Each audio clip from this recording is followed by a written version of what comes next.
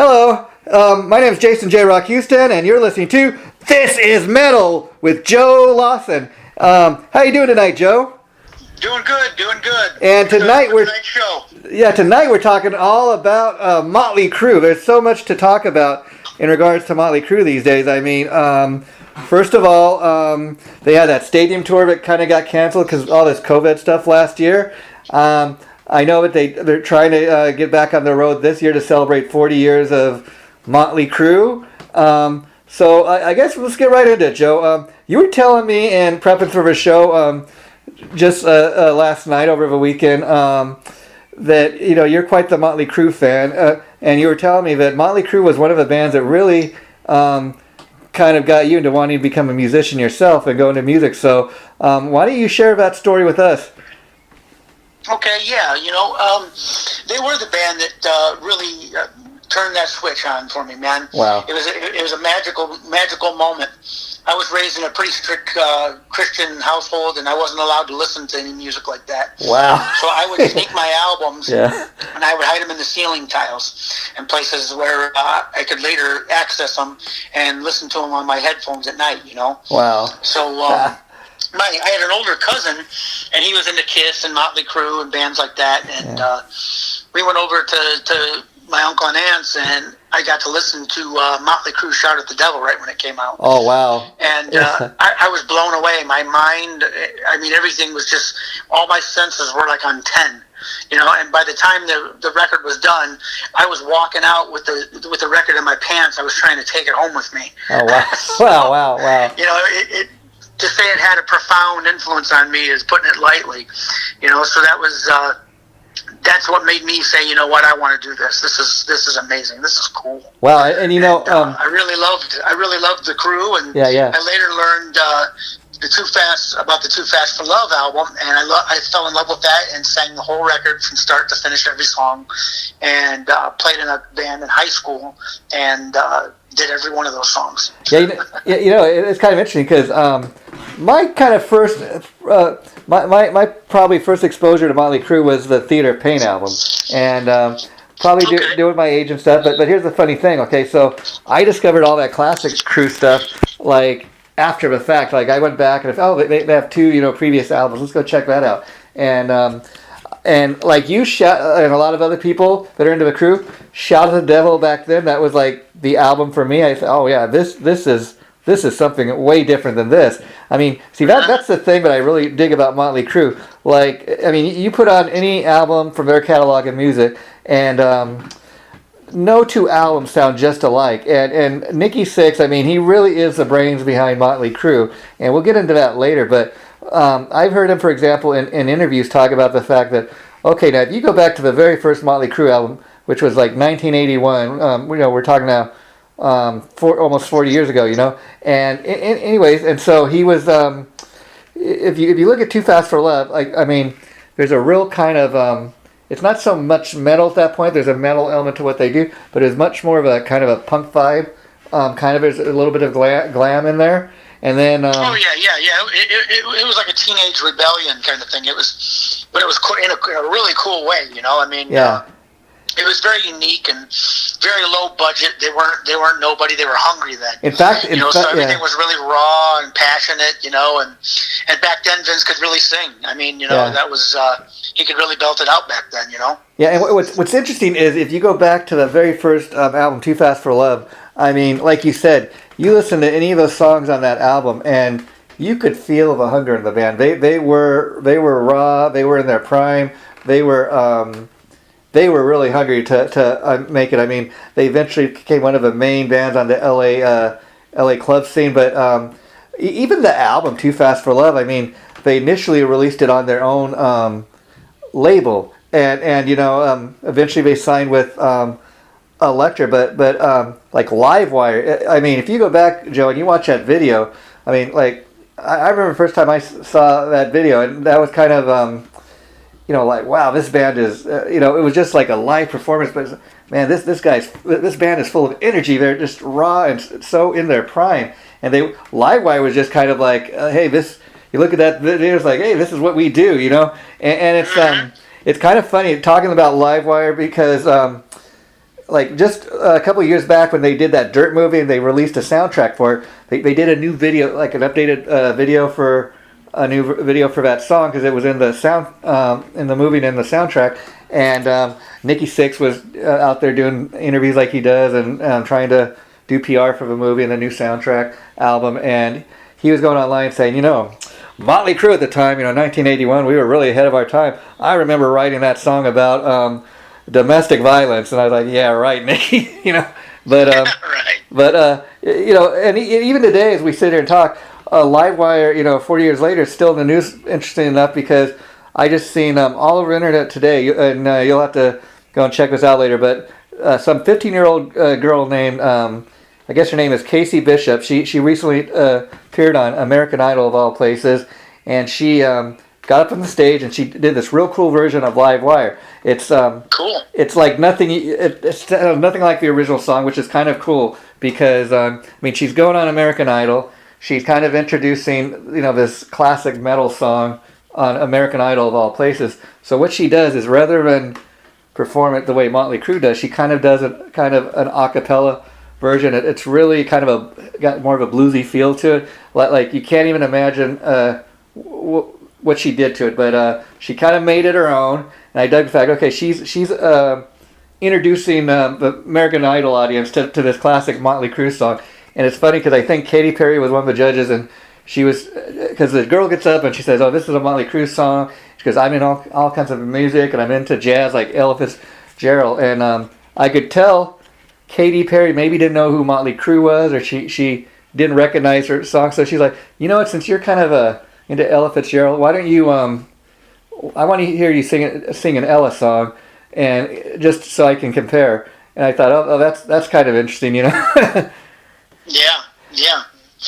But going back to Motley Crue. Yeah. One thing that Motley Crue had that I don't know that if any other band, rock or other genre, can even say this. I mean, they can claim it, but Motley Crue proved it and lived it. And that's this. Every album, they reinvented themselves. Oh, yeah, that's what I was getting ready to say. Every record was completely unique. Even the artwork, the way they looked, the way they dressed, the way they sounded. But at the same time, as soon as you put that record on, you knew it was Motley Crue. Oh, yeah. Unmistakably. Within seconds. And they never really sold out. Oh, yeah. In my opinion, at least. And they kept their own unique, identifiable sound, and they were able to reinvent themselves with something fresh every record for at least the first 5 records, I'll say. Oh yeah, and the interesting thing about Motley Crue is, okay, you don't really know, you can't really pigeonhole. You can't say they're a metal band. You can say they're a rock band. They're a little bit of everything, and even elements of punk from time to time. And you make a very good point, because see, Motley Crue, I know especially Nikki Sixx, and some other guys like Tommy Lee, they were heavily influenced by Kiss. And from what I understand, Mick Mars, he hated Kiss. He never was.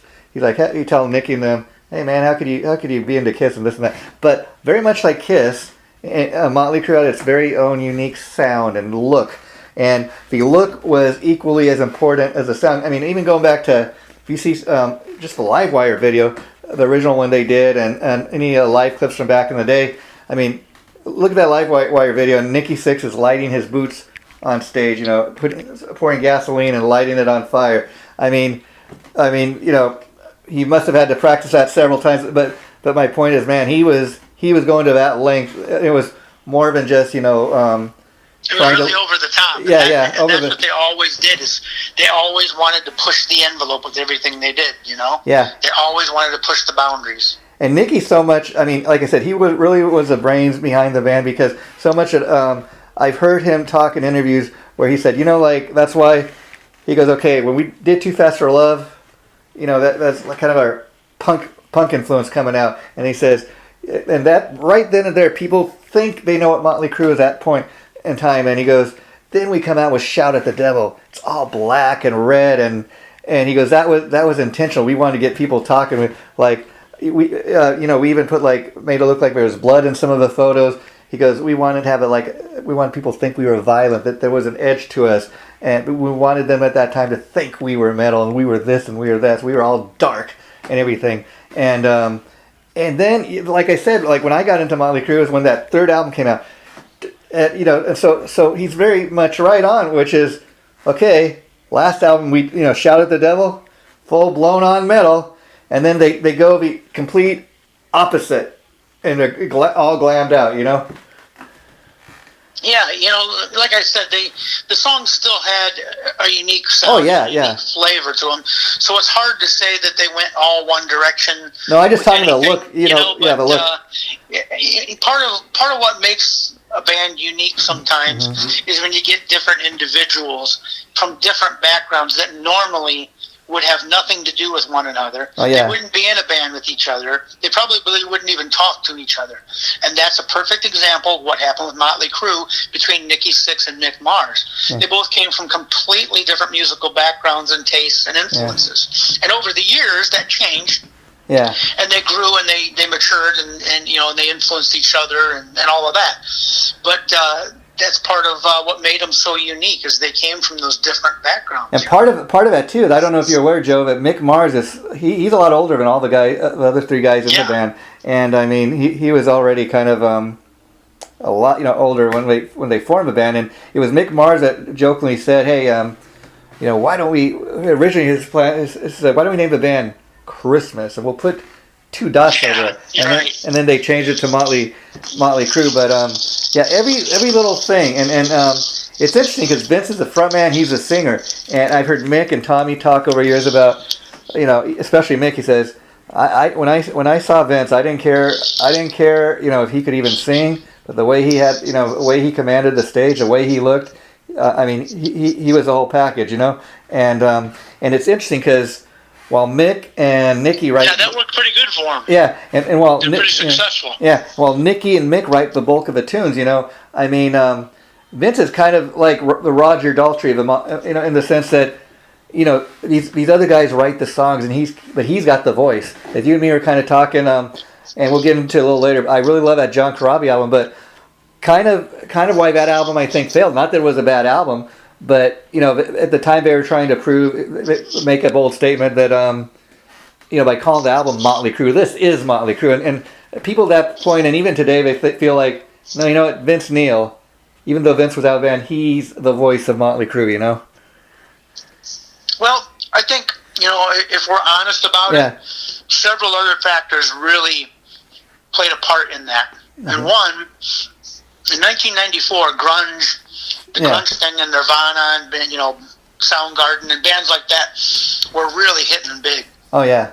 So it was very poor timing. Yeah. That definitely played a crucial blow to them. Yeah. Number one. Number two, it was such a drastic change, not only for singing wise and vocal wise, and a second guitar player, musical style wise. Yeah. So I think fans expected something different from Motley Crue. They wanted to have Motley Crue the way they remembered it, the way they grew up, the way they loved it. They weren't ready for a drastic change like that so much. Yeah, and I think too. I think that kind of worked against them a little bit. Yeah, I think too. First time the Motley Crue fans got to see that. Oh, maybe these guys maybe are really not the buddies we thought they were. Because at the time they were all kind of trashing on each other, especially. Tommy, Mick, and Nikki were kind of ragging on Vince, and it was a mutual thing, but I think that didn't really serve anybody. But and again, that '94 album is a great album. I love it. I mean, that kind of turned me on to John Corabi. I know he was around before that, but I really never heard of John Corabi until that Motley Crue album, and I'm a fan of everything he has done. Since so. I mean, I'm glad for that reason. I found out about John Corabi around 91. Yeah. I think 91, 92, I picked up the album of the band he was in L.A. called The Scream. Yeah. And I loved it. I played that thing constantly.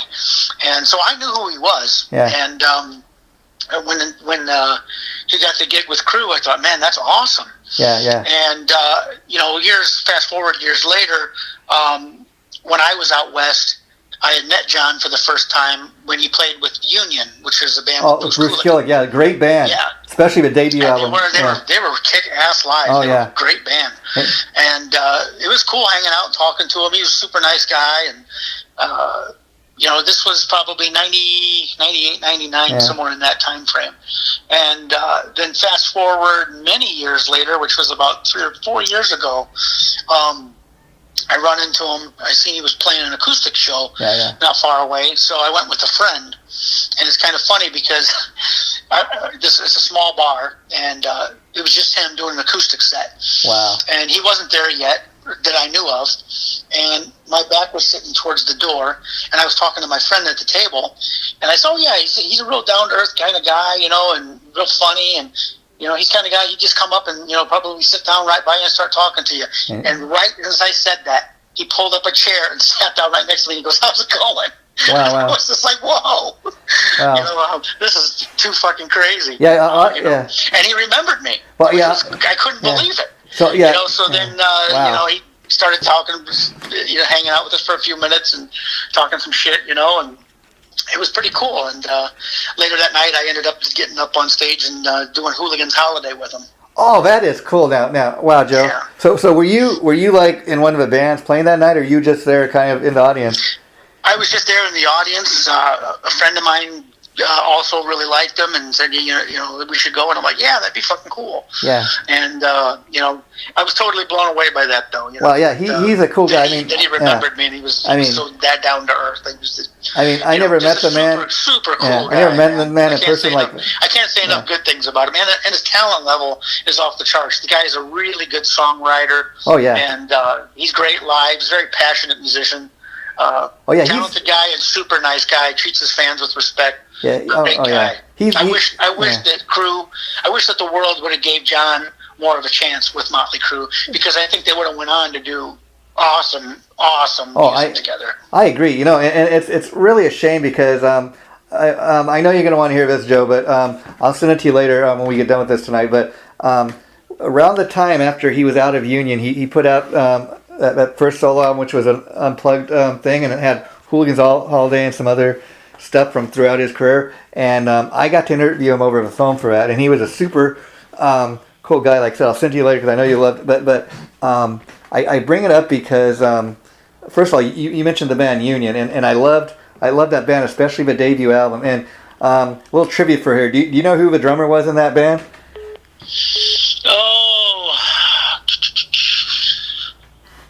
Brent Fitz, who is Slash's drummer. Oh yeah, Brent Fitz. Yeah, okay. Yeah, that's where kind of a lot of people. And getting back to John Corabi, I eventually, after I discovered him through Motley Crue when he first joined the band and that album dropped, and I later, like a lot of people, I then later learned about this. Oh, he was in this band, The Scream, and because of his popularity at that time, I remember right around the time he was in Union. That the same label he was signed to, they re-released the Scream album. And I said, okay, so that's what this is. And good stuff. And it's great stuff and great songwriting. And I feel this. I know we're supposed to talk, but John is connected to Motley Crue, so I feel it's all right to go here. Part of their story. He's part of their catalog, and and no offense, I know people. There's people that sit on both sides of the fence with this, but I'm going to come out and say, you know what? I was a Motley Crue fan before it was cool to be a Motley Crue fan. Oh, yeah. So I think I got a right to say this. Oh, yeah. And I'm going to say it. Hands down, performance-wise, songwriting-wise, and vocal-wise, John smokes Vince Neil. Sorry. Oh well, so true. I mean, and we'll get into that a little more. But I can't help but feel the need to bring this up because, like you said, John's a super nice guy, super talented guy. I mean, he's one of my all-time. I mean, just throughout his entire career, everything he's done. I gotta say, probably the thing about John. I mean, he's a great singer. No denying that. But I mean, did you ever hear the story that he told about recording the album? I think it was up in Canada with Motley, and they were doing some mixes or doing some other stuff, and he was just kind of hanging out in the kitchen, playing his acoustic guitar. Did you ever hear about that? No, I didn't hear about it. Just tell us that story. He was doing Seasons of Wither, just fucking around and singing it, playing Seasons of Wither in the studio kitchen, and Steven Tyler come up behind him and started singing it with him. Oh wow! And he said he was like a kid. He said he was speechless. Wow. He said because Steven Tyler is a big influence and idol to him. He was just like a little kid. He was completely speechless and he couldn't talk. And Steven Tyler kind of was like, trying to talk to him and he wouldn't say anything. And he's just like a deer in the headlights. Kind of looked at him and Steven went back to the guys in Motley and said, what's up with your new singer, man? I mean, I just want to go try and talk to him, and he wouldn't say a word. He just sat there with his mouth open, his eyes popping out of his head, kind of. Wow. And because he was starstruck, But that's how cool he is. He's just down, he's just down to earth kind of guy. I mean, what's one of the stories he tells when he does his acoustic shows. It's pretty interesting to hear some of these stories, and I'll share this with you too, since he's made it public. I'm sure he doesn't mind because he's made it public, but he gives his version of what happened with Motley Crue. I don't know if you ever heard that or not. Yeah, I've heard plenty of time. Yeah, go on. Okay, but real quick, he what he told me was they were literally in a rehearsal room, jamming, writing new material, and a label rep walked in and just looked at Nicky and the band and said, "Get rid of him and get Vince back, or we're not supporting the album." Wow. And that was it. I mean, it was just right to the fucking point. Oh, yeah. And Nicky looked at him and kind of shrugged his shoulders and said, "Dude, it's nothing personal." Yeah, that's pretty much the story I heard, Tommy Lee got mad, threw his drumsticks across the fucking room and stormed out of the room because he was pissed off because, he was digging working with John, Yeah. And it was upsetting to him. But it was kind of a really ugly, fucked up kind of situation for him, Yeah, I mean, it's funny because I heard Tommy say similar things, like he still loves that Karabi album, and Mick too. He's like that was one of his all-time favorite Crue albums. And Nicky, the funny thing, is the only one that's kind of ever really has anything nasty to say about John, and I really don't know why, because the point I was trying to make earlier is that John, I think, is really, no denying, he's a great singer, but really a great songwriter. And I was laughing because years later, after John had been out of the band, Nicky's, in several interviews over the years, he said that, like, I like that Crue album of John Corabi, we shouldn't have called it Motley Crue, which maybe I kind of agree with a little bit, but then he was going on to say, Corabi, I had to teach him how to write, it was painful writing with him because I had to teach him how to write a song. And I'm like, oh, come on, Nicky. Shit. Yeah, come on, Nicky. Fuck, you wish, Nicky. Yeah. I mean, I've since then, over other political statements and other things that those guys have said, I've since grown to hate Motley Crue. And it's sad because, like I said, they were one of the bands that pushed me into wanting to do this. And I think that, fame and fortune has tainted and turned the individuals that they are into ugly people. Yeah. And that's sad to say. And I haven't met them, but I've seen enough interviews, I've seen enough headlines and the way that they treat people and talk to people, and I've met enough people that have met them that have said some pretty shitty things. And I'm like, you know what? That's pretty shitty. You're in a situation, those guys, I mean, they got a life that most people only dream of. Yeah, and you would think that they would be grateful, appreciative, and respectful to people instead of treating them like shit. I mean, even though he did one album with them, the interesting thing since John's been doing these unplugged tours, I mean, he released also a live album 2 years ago maybe called Live in Nashville. It's the show you're talking about where he does all these unplugged shows, and like he performed a Motley Crue album, just from start to finish live. He put out a live CD of that, and it came out great. And it's very interesting because while these other guys at Motley Crue maybe not want to talk, especially Nicky doesn't want to really remind anybody of that album. John is so proud of it, and it's like it's kind of taken on a new life from the Motley Crue fans. I mean, whereas the fans are kind of like just really loving on that album, and it's almost like 25 years after the fact. Which is, it grew on people, and I think, like I said, I think that's a testament to what I said earlier. Yeah. It's true. The times influence people. Oh, and back in that time frame, in the early to mid '90s, grunge was starting to hit big. Oh yeah. And so they lost a lot to that, and a lot of things behind the scenes too. Financially, I don't think probably the record label put the money in behind that record that they did some of the previous Crue albums. Yeah. So they knew it was a risk, they knew it was a chance. And like any business, maybe they went into it reluctantly a little bit, and maybe that dictated their financial investment in it. I don't know that for a fact. Yeah. I'm just saying, that stands to reason. That makes sense. So, and then here we are all these years later, and people have been introduced to all of that and so much more musically that everything's already been done pretty much. Yeah, so now people are listening to it with honest, open ears. Yeah, and they're like, "Hey, this is a good record." Yeah, well, and shit, it is. Yeah, and it's interesting because while Nicky may want to crap on that album, like a lot of people, it's interesting because John made. I mean, he made that album, and then he made there's like a 4-song EP where Nicky does a vocal track, Tommy does a vocal track, John's got a track of his own, and they do one together, and Mick's got an instrumental track. I think it's called Quarterly, and then John doesn't play anything on Generation Swine, but he co-wrote a lot of that material. A lot of people may not even realize that. Yeah, that's a shame. But did you hear anything more? I know Mick Mars was working on a solo record, and he had John contributing with it, singing or writing. Yeah, well, on that, Yeah.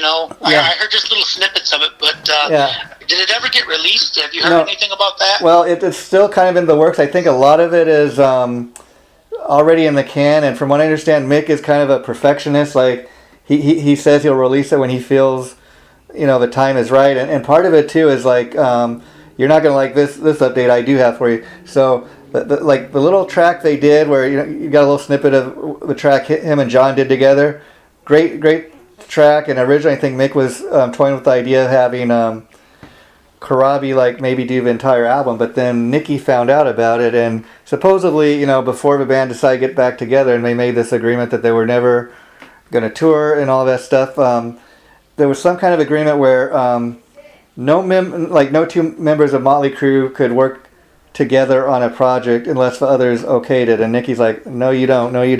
And so from what I understand, that little snippet we got to hear with John Corabi, it's not going to even be on the album. Mick's like, I had to start all over. And I guess the guy... Yeah, see, what a douchebag. Yeah. Nicky, if you're listening to this, you're a fucking dick. What a punk. And so from what I know, I don't know everybody that's in the band. I guess he's gonna. Now I can call him a sellout. You know why? Yeah. Because I'm sick and tired of these bands saying that this is it. Yeah, we're not going to ever tour again. We're not going to ever release albums again. Fans are sick and tired of being played. And that's all you fucking rich cocksuckers are doing is playing people on their emotions. And what they grew up thinking and loving about you turn into fucking shit by being a jack-off. And something like that, it kind of makes you want, okay, look, I'm sure Mick Mars is, just as wealthy as Nicky, maybe Nicky a little more only because, he... Oh, yeah, they're filthy rich. Songwriting... They would never have to do anything ever again in the rest of their lives, and their kids, and their grandkids. The songwriting royalties alone, forget about the album sales, but, what do you care if... John Corabi guests on Mick's album or whatever. Yeah, that's wrong. Yeah. If Mick wants to work with John Corabi, he should be able to. Yeah. That's horse shit. So, you know what? That's the entertainment industry, and that's the way that those fake ass fucking people are. It's disgusting and sad. But let's go back to a happier time. Oh yeah. We left off with Theater of Pain. Yeah. So let's go to Girls, Girls, Girls. Let's talk about that just for a minute, now because one of the interesting things with Girls, Girls, Girls was, this is where Motley Crue pushed excess a little too far. With their drug overdoses and their alcoholism and everything. And what really amazes me, these guys were so out of their fucking mind on dope and everything else, and they still put out such a kick-ass album. That Girls, Girls, Girls album is fucking kick-ass. It's great. Oh, yeah. It was a party anthem back then for a lot of people. So, they had Wild Side and a lot of great song tracks on that, man. And I just can't believe that they were still able, and a lot of that behind the scenes, honestly. Yeah. That was producers' work and, people, on the payroll on the Motley Crue wagon that kind of helped poke a hot stick up their ass and get it done, probably. That's what it boiled down to. But is trying to get these guys when the few times when they were sober enough to probably play. It's kind of interesting too, but going back to Theater of Pain, because that's where things kind of behind the scenes started to kind of fall apart. Even before Girls, because of course, around 1985, this is when they're on tour supporting Theater of Pain. Vince gets in that horrible car accident, kills the drummer from Hanoi Rocks, Razzle, and even Nicky and the other guys. If you've read any of the books, they talk about, at that point, man, there was talk. Vince was he was a murderer. He was going to go to jail, and the rest of us, we kind of separated ourselves from him. We wouldn't, we would, Vince is the one that got in a serious accident. But I mean, it could have been any one of them. Though, that's my point. Yeah. Mm-hmm. And it's just like you're lucky it didn't happen to you guys. That that was the first sign, like you're saying, that these guys aren't as tight as we think they are, because I think in most cases now, if that was really your bandmate, your buddy, you'd be like, oh hey man, how you doing? And we got your back and we're there for you. But no, there was really none of that. And then by Girls, like you said, all of them, the drugs addictions, the alcohol was just so out of hand. From what I understand, that Doc McGee, of all people, the manager of the band, he's been on record saying that he told the guys, look, we're gonna cancel the European tour. We send you to Europe. You're all gonna come back in body bags. You're in no shape to do this. And it was after that tour when all the guys went and got sober together for the first time. That was right before, of course, Dr. Feelgood. Yeah, and I remember when Dr. Feelgood came out, the same kids in school that made fun of me for being a Motley Crue fan were all of a sudden Motley Crue fans and going out and getting their hair cut like them and wearing Motley Crue t-shirts, and I'm like, wait a minute. It's so I remember being kind of pissed off during the Dr. Feelgood era, and I'm like, what, these guys have always been kick-ass. Where have you been? And to that note, you talk about people accusing them of selling out. Now, I remember, like I said, when I first got into the band, it was Theater of Pain was out, and the two singles off of that album were, of course, "Smoking in the Boys' Room," which was a cover. Now, it was kind of an old tune. I don't know if it was. I think it was from the '70s. And Brownsville Station. I think that was the original artist that did it. But I'll tell you, they motleyed it up, and I tell you, I love their version a lot better, because that was my band at the time, or one of them anyways, growing up, and thought, man, they really made this tune their own. And from that point on, I always thought of that as a Motley Crue song. And then, of course, we got Home Sweet Home. And even going back to like the first two albums, you think, okay, that's the first time Motley Crue even does a power ballad or anything. So as a Crue head back then, Joe, what were your thoughts when you heard Home Sweet Home? Were you like, oh man, these guys are selling out, or were you loving it because it was all over MTV? You know what? At that time, I was kind of young still. Yeah. And I liked it. I really did, and I still do. Uh-huh. To me, it was good music, and it fit. Yeah. It fit them. Yeah. How do I want to say it? I identified with it, with the rest of the catalog of Motley Crue songs. I didn't look at it like they were trying to sell out. No, and maybe they were. I don't know. But no, I mean that's what a lot of people have said. Especially like about songs like Home Sweet Home. And I'll tell you, maybe because it was my age at the time, I was really young at the time. But I was loving it. It's kind of like I was identifying with these guys like you. Like my attitude was like, man, this is my band. They're all over MTV. I'm loving this. And watching the they used to have what was called even if you can believe Motley Crue was even on Dial MTV. That was what a call-up show where whatever the band the singles were going up the charts at the time, and every day it'd get higher and higher. And you're like, yeah, my band made it to number one. Yep. And so I didn't see it as that, but I even Theater of Pain, like we say, totally different image from the first two albums. And then, like you said, by Dr. Feelgood time, everybody's just loving Motley Crue. But you like me are like, yeah, I was into these guys before it was popular, before everyone else was. You guys are just kind of into it now because everybody else is Right, because it's the fad, right? Yeah. And it's cool. I'm glad that people got into it. I'm glad that they had the success that they did. I think that they deserved it. That record, I think, had more hits than probably any other rock album at that time that was out I forgot the exact number, how many number one hits or top 10 hits that was off of that album, but it was crazy. Almost every song charted on the whole album. I mean, that's really rare. Oh yeah. And then and then all the critics, bashed them, and their time has come and gone, and they're washed up, and and saying all this stupid shit about them. And then they come out with Saints of Los Angeles, and that was awesome. Yeah, that was a great record too. I really did like that record as well. Yeah, and well, again, going back to real quick to Dr. Feelgood, because the other thing was when around that time, I mean, that was the first number one album the guys ever had. It was first time Motley Crue was ever on the cover of Rolling Stone, and so that right there even they kind of became the critics' darlings. Okay, they have a number.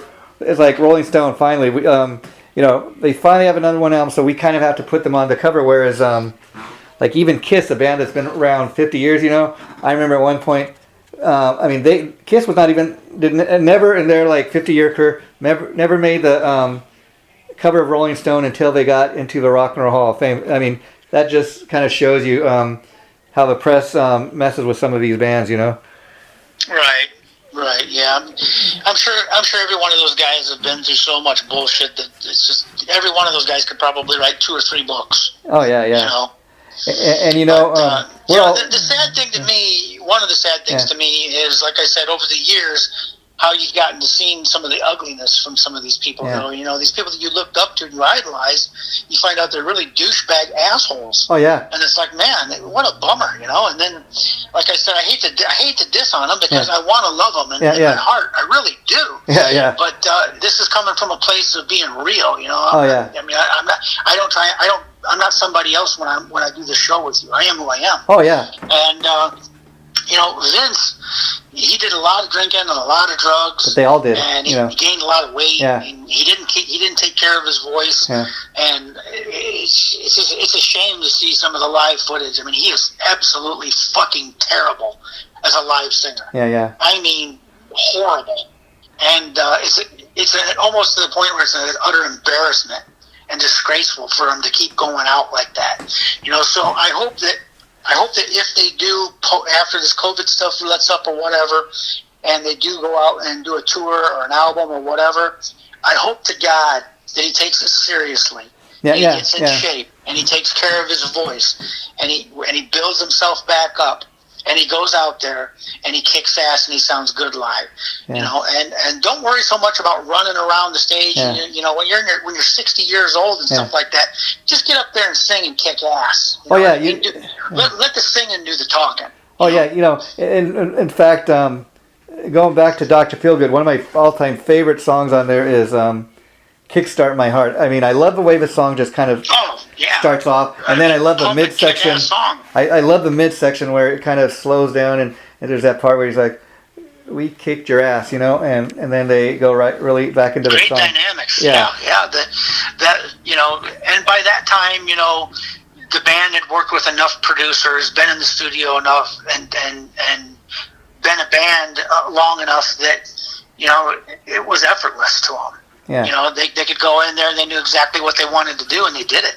And then it's really neat to see that, to hear that. It's really cool. It's a really magical thing. And it's kind of interesting because Dr. Feelgood came out like in 1989, and I bring that up because the guy that produced that was Bob Rock, who would go on like 2 years later to produce a big Metallica Black album. And I remember at the time the guys were saying in Metallica, we wanted to get the guy that did that Motley Crue album because we wanted to have an album that sounded like that had, and it's almost they're not identical in sound, but I mean they had just as many hits off that Black album as Motley Crue had off Dr. Feelgood.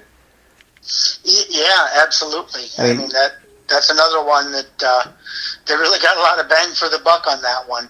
Yeah. But they again, this is a good example though. Yeah. And I'm not sure it's fair to Metallica because. Mm-hmm. To be honest, I like the Black Album. I do too. I mean, but they got a lot of criticism, and a lot of people started accusing them of selling out. Now, with Dr. Feelgood, nobody accused Motley Crue of selling out. Yeah. Because for whatever reason, Motley Crue had this magical ability, like I said, to reinvent themselves every record. but they still stayed true to a signature Motley Crue sound and attitude, and it worked for them. They were able to do it over and over and over again. I think the difference with Metallica and Motley Crue, I like both bands, but I think the Motley fans are a little more willing to, but we're a little more accepting. Whereas Metallica fans, they got like a set, they got a standard of what is expected from Metallica. Like Metallica. Like you're not supposed to. Metallica's not supposed to have any pop tunes. They're not supposed to be. Songs aren't supposed to be played on the radio. They're not supposed to cut their hair. I mean, just kind of crazy stuff like that. But whereas stereotypes. Yeah, whereas Motley Crue doesn't apologize for anything, like you say. They are what they are, and and it's kind of interesting. Dr. Feelgood, first #1 album. That is the album after they do that. After they have a successful tour, that is like when the band is breaking up. I mean, if you've ever seen the video for the song. Don't Go Away Mad, Just Go Away. That's one of my all-time favorite tunes off that album. But you watch the video and you listen to the song, you can almost hear the sound of a band breaking up in that song. Yeah.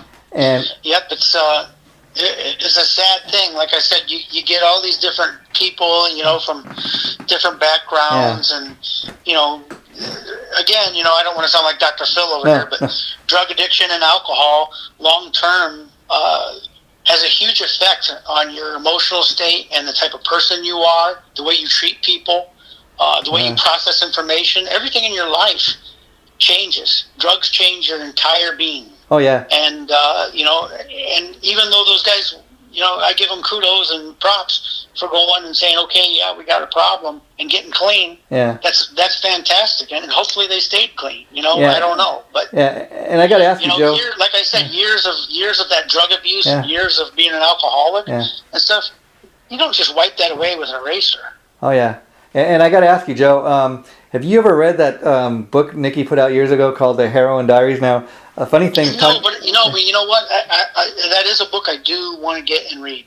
It's a great book. I mean, but here's the thing I was going to bring up about it. I mean, because Nikki... Since you told me about Nikki dissing on Mick Mars for having John sing on the record, I won't buy anything from Nikki Sixx again. Interesting, but I will tell you this about John Corabi was making the comment. He's been around Nikki enough, and he's talking about Nikki was going out saying that when he was on heroin back in the day and he was getting high all the time, that he was keeping these journals. He's like, I really don't believe that somebody's going to be high on heroin and have the brains to kind of think, I'm going to write all this stuff down for a book one day. But, it makes for an interesting story. I mean, the book, what I will say about Nikki that's positive is great songwriter, great talent, overall talent, but he is the brains of the band. And that's what's amazing when you think of all the drugs all the heroin he shot over the years. I mean, he was such an addict, but he's admitted over the years that he would be on stage playing his bass and he'd be shooting himself up full of heroin on stage while he was playing. I mean, that's how addicted the guy was, And he has come out on the other side, though, as far as one of the things besides music that he's really into these days. I mean, he goes and gives lectures about overcoming his addiction. He tries to help other people suffering with addiction to overcome that. And I give him a lot of kudos for that, because that's one thing, I guess, because he lived through it. He knows what people suffer with addiction go through. And that's one thing he does seem kind of sincere about. Well, let me ask you this. Does he do it for free, or does he get paid to do those? I really don't know, so I don't want to say. But good question, isn't it? Yeah, but I will say this, interesting enough, talking about these guys, you think they'd be the best friends. You've been together all these years as a band, but we kind of starting to see their true colors.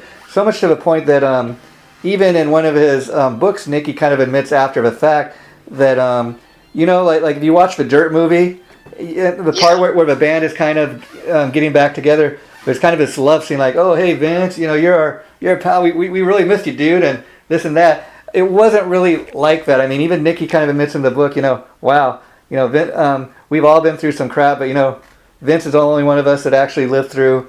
He had a daughter that died of cancer. None of us even reached out to him, and just say, hey, dude, we're so sorry to hear about your little girl. I guess they did years later, but even Nikki kind of acknowledges, wow, that was kind of a cold-hearted thing. We didn't even acknowledge the guy's little girl died. Yeah, not kind of a cold-hearted thing. No, but I'm just saying. It is. It is. I would do that to a stranger. Yeah. I mean, and let's turn the subject to Vince for just a moment. Yeah, yeah. I've seen a few shows that, that he's been on different reality shows and stuff. And I'll say this much, at least for Vince, he seems like he's sincere. Yeah. And he, again, I've never met him, so I don't know. This could just be all a show, Yeah. But he seems like he's pretty sincere. And I did like some of the solo stuff that Vince put out. He put out a couple of solo records. He had Steve Stevens play guitar on it, and it sounded killer, man. I like the first. You're invited, but your friend can't come. Yeah, I like the first album. Some of those songs. Yeah, I like the first one. It's called Exposed, and that was kind of all the solo stuff he's done. That's the most kind of Motley sounding stuff he's done. And interestingly enough, is he's released a few solo albums over the years, but that's probably the most popular one he's put out that the fans kind of really dig. And a lot of what Vince does these days when he does a solo show is he plays mostly Motley Crue songs. I guess that's because he knows that's what people kind of want to hear. So give audience what they want. And I will say about Vince, like ever since his daughter, which I think she died when she was like 4 or 5 years old, of stomach cancer, and very, very tragically young. And obviously, it's affected the guy over so much that he has like an annual golf tournament. Skylar Neal, that's in honor of his daughter every year. They raise money for children's cancer, so he's been doing that ever since. And then I do know when his daughter first got diagnosed and she was sick in the hospital, he donated a lot of money to the children's hospital. So sometimes you go through something hard, but something it humbles you. Yeah. And I watched a show where he talked about that. Yeah. And that's why I say he seems genuine and sincere to me, because at least when the subject came up about his daughter, he tears up. Him going through all of that. You've seen the real Vince Neil. Yeah. And that was cool. That was cool. Heartbreaking, to hear and see. But at the same time, again, I got to give props and respect to him. Yeah. Because out of all those guys, to me, he seems the most sincere and real. Yeah, and it's funny because I think Nicky's the type that I don't know the man personally, just things I've observed over the years and even heard him talk about. I think a lot of times stuff like that, like he doesn't want to. Maybe he's uncomfortable rehashing it or going back. Like even if you watch certain scenes in the Dirt movie, like you said, okay, since the band originally got back together, he's like, oh, we're all pretty good friends now, and we're a lot closer than what we used to be. But like if you watch the Dirt movie, there's that scene where they're in a meeting, they're plotting to get back together, and looks like they've been the best of. Oh, hey, we all love each other. Somebody was saying that wasn't really how it was, but I think Nicky wants to paint maybe a better picture than what it was, or kind of go Hollywood, as they say. And but I give him credit because I was really surprised they even gave John Corabi like 5 minutes mention in the film. There's one guy in the place, kind of, you can tell he's supposed to be Corabi, and he kind of waves. There's a scene where he kind of waves and acknowledges, I'm Corabi. I was surprised they even did that, but I say, okay, good for doing that. Yeah, good for them. They put that story out there, and to me it was just garbage. I'll be honest with you. Yeah. It was a shit movie. I lived through it. I remember the real stories. I remember seeing the documentaries and with the guys when they were young, and all of that. That was real. Yeah.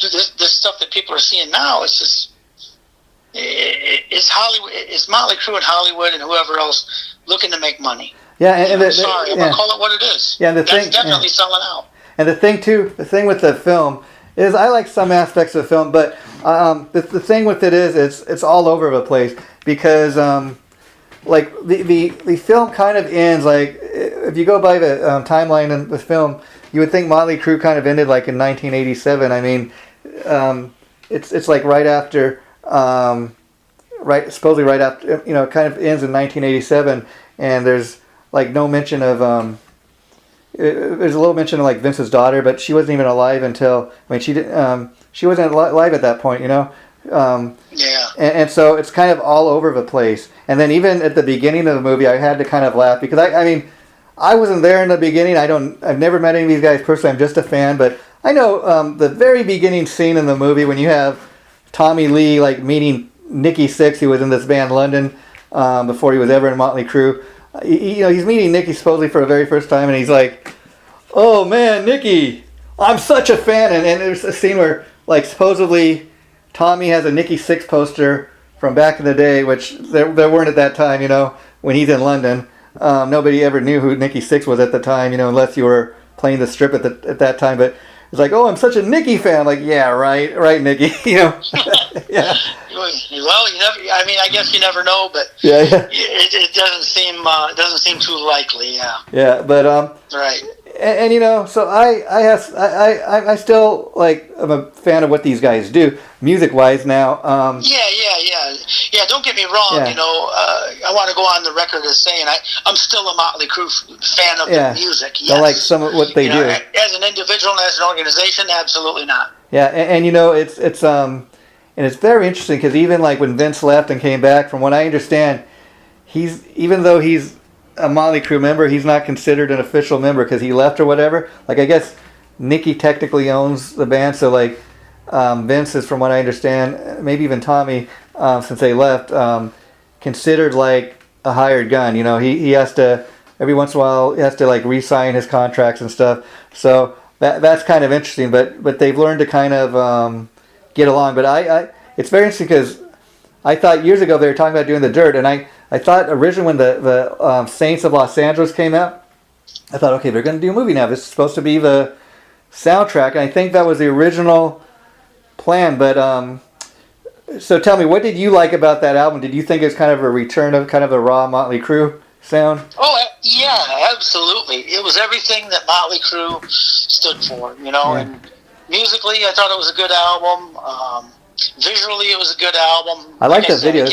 Again, they come out with this fresh image of everything in white, and black and white. Yeah, it was just so cool, and it was something new again. They reinvented themselves again, and they stayed true to a Motley Crue sound again. Once again, they accomplished it. The critics, like I said, even some of the lyrics talk about that. There's a song in there that Vince talks about the critics dissing them and saying that they'll never have another hit again or something.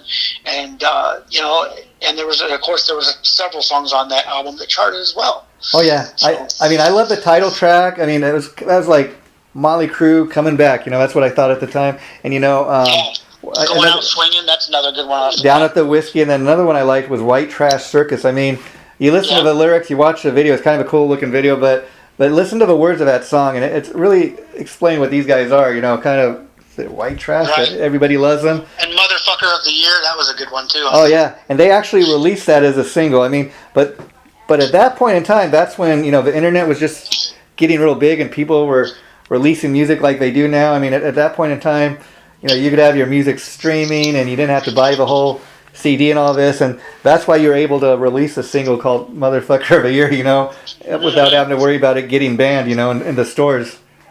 Right.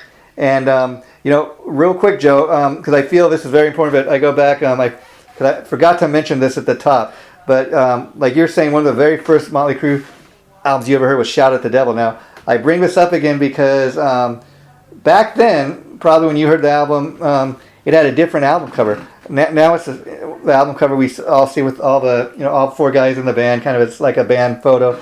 But before, when it was originally released all those years ago, it had a picture of a pentagram. So my question is, I mean, again, the album's Shout at the Devil, you get that image, pentagram on which was very controversial back in the day. Many of the stores would even sell the album for that. So my question is, when you seen that pentagram, what did anything go through your mind, and what do you think of the fact that they were pressured so much to change the album, but now it's just a band photo? Okay, well, for me at least, I got the cassette with the four guys on it, so I never saw that at the beginning when I was young.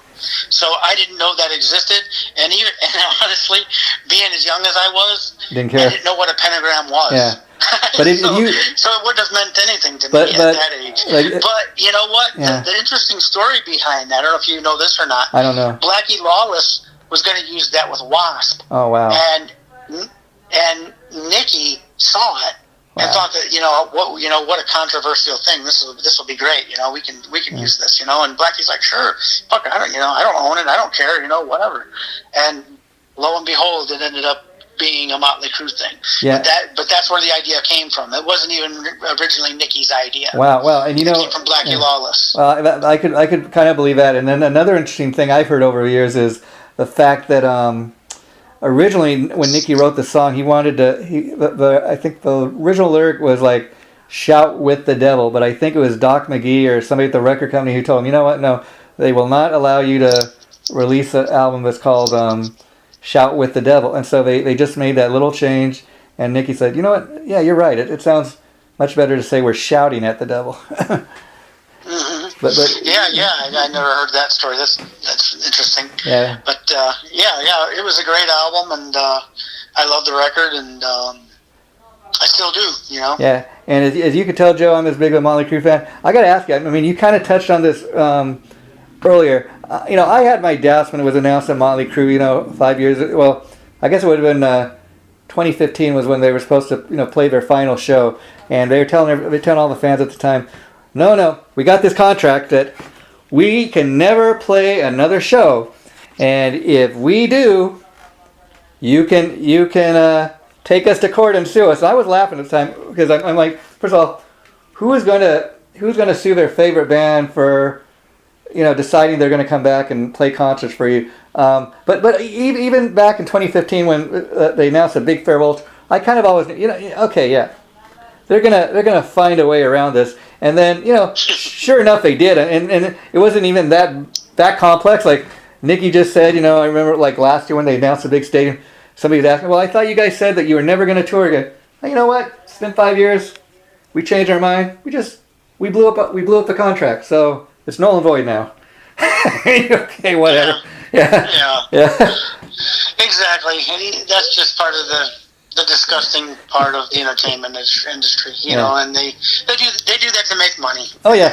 And people buy into it. Yeah. This is the end. This is your last chance to see him. You better go see him. Yeah. And it's all a bunch of bullshit. Now I kind of wonder what happened. I can't stand when bands do that. Yeah. It's so demeaning to your fans' intellect. Yeah. And it's really taking advantage of people. Yeah. I think it's a shitty thing to do. Yeah, I kind of wonder, in regards to a tour they're supposed to go on this, the last summer that just passed, they must have had to refund all that money. I mean, otherwise people would have came after them. But so we'll see. But supposedly they're going to go on a 40th anniversary tour after this COVID stuff. So we will see. I wish, it's been enough time that's passed. I wish we'd at least, if you're going to go back on tour, at least give us, a couple new Motley tunes. It's been a while. And we've touched on the Dirt a little, but let me ask you, Joe, did you get a chance to ever hear any of the new tunes that they put on the Dirt? Yeah, I did, and I don't recall the names of them right offhand. Well, one was the Dirt. It was kind of had elements of rap, and I thought it took me a little while to grow on it, but of all the new tunes, I think that was my kind of my favorite one. There was one on there that I really liked, and I was shocked that they did a Madonna remake. Yeah, that's what I was going to ask you. Virgin? Yeah. I'm like, really? Come on, you guys. Well, here's the interesting thing, okay? Because I always, I remember when Madonna released that song, I kind of liked the tune, I'll be honest. But so I thought, okay, so initially I'm thinking, okay, Motley Crue is going to put on a little bit of a pop tune. Okay, no harm done. But I tell you, I love, after hearing their version, I love the Madonna version so much better. I mean, they would have almost been better if they just kind of stuck to, the original Madonna version and kind of done it note for note. But Nikki Sixx according to him, got this bright idea. I mean, him and Tommy are one day having this conversation when the band's recording these new tunes, and he's like, dude, God spoke to me, Tom. God spoke to me. He wants us to cover Like a Virgin, but we're not going to do it like Madonna did it. We're going to heavy it up. I'm like, man, and maybe whatever. But I'm like, I think that's one of these times where you should have just, if you're going to cover that song, kind of covered it note for note the way it was originally done. Because they went too far off, I think. I think they should have just did their own thing. Oh yeah. I mean, it's kind of like, if you're gonna do a cover tune, pick one that's gonna be really kick ass, not something like that. Maybe Right. Nicky's way of thinking, we'll get people talking at least about the album or about the soundtrack. I don't know, but like I do like the Dirt, the title track. I mean, it's kind of it's kind of Motley Crue. It's got a little bit of a rap element. The guy that played Tommy in the movies, this guy Machine Gun Kelly, he plays on the track. So it's a little different, but I would have liked to got a few more new tunes. But hey, we shall see, I guess.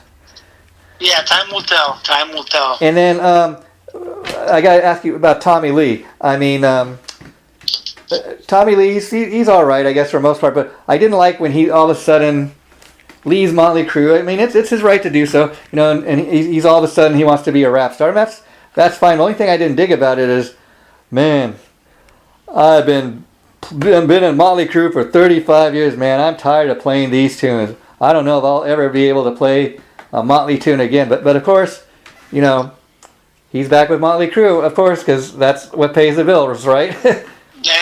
Yeah. Absolutely. Yeah, well, I want to thank you, Mr. Lawson, for doing this again. It's been so much fun.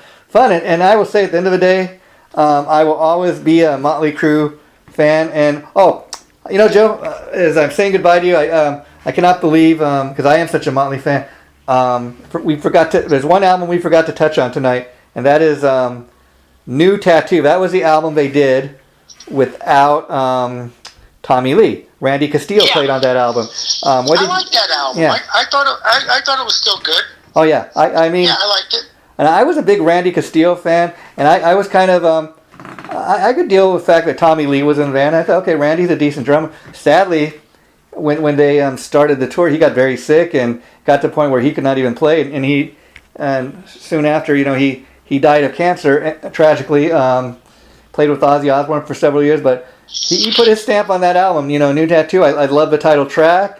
There's another song on the White Punks on Dope, but just the whole album. I think a very underrated album. I don't know why. I don't know why it wasn't more successful. Probably just like you were saying, maybe because of the time it came out. Grunge was kind of big at the time. But so. I just wanted to make sure we covered all those points, and I think we did. So thanks so much, Joe. And Joe, I sent you something to check out about Velvet Revolver because we were considering doing an episode on them. So get back to me on that. Let me know what you think. But thanks for doing this. Anything else you have to say to the folks before we wrap it up? No, like I said, if Motley Crue does decide to come back, I hope somebody works with Vince and helps him out because the fans deserve better than that. Yeah, and if he can't do it, there's nothing wrong with that. I mean, he doesn't have anything to prove to anybody anymore. Oh no, yeah. You know what I'm saying? And I don't mean to dig on him or diss on him, but do it right or don't do it. Now I can't. Yeah, I can't say that. There was a photo I seen of Vince even just a couple days ago. Supposedly and he looked a lot thinner now. Again, I don't know if this is an old photo. I don't know. I forget who posted the photo. It wasn't anything official, so maybe not. Who knows? But I would kind of think if it was really him, there would be something official from a band. That remains to be kind of seen. But yeah, so I just hope everybody's healthy and doing fine. But have a great rest of your week, Joe, and I'll be talking to you soon. Take care, my friend. You too, brother.